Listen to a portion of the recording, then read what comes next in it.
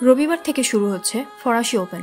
প্রথম দিনের খেলায় প্রধান আকর্ষণ বিশ্বের ১ নম্বর বেলারুসের আরিনা সাবালেঙ্কা, যিনি প্রথম ফরাসি ওপেন খেতাব জয়ের অভিযান শুরু করবেন রাশিয়ার কামিলা রাখিমোভার বিরুদ্ধে।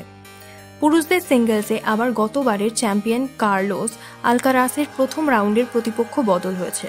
প্রথমে ঠিক ছিল তিনি মুখোমুখি হবেন জাপানের তারকা কেই নিশিকোরির, কিন্তু চোটের জন্য নিশিকোরির নাম তুলে নিয়েছেন শনিবার। নোভাক জোকোভিচ ২৫তম গ্র্যান্ড স্ল্যাম জিততে পারবেন কিনা, কোকো গফ ২১ বছর বয়সে দ্বিতীয় ট্রফি জিতবেন কিনা সেই নিয়ে আলোচনার মধ্যেই চর্চা চলছে ডোপিং কাণ্ডে জড়ানো শাস্তি পেরিয়ে ফরাসি ওপেনে নামতে চলা দুই খেলোয়াড় বিশ্বের ১ নম্বর ইটালির ইয়ানিকা সিনার এবং ইগা সিয়েনটেককে নিয়ে। আরও একটা বিষয়ে চর্চা তুঙ্গে, তা হলো টেনিস খেলোয়াড়দের গ্র্যান্ড স্ল্যাম থেকে প্রাপ্ত অর্থের পরিমাণ বাড়ানোর দাবি।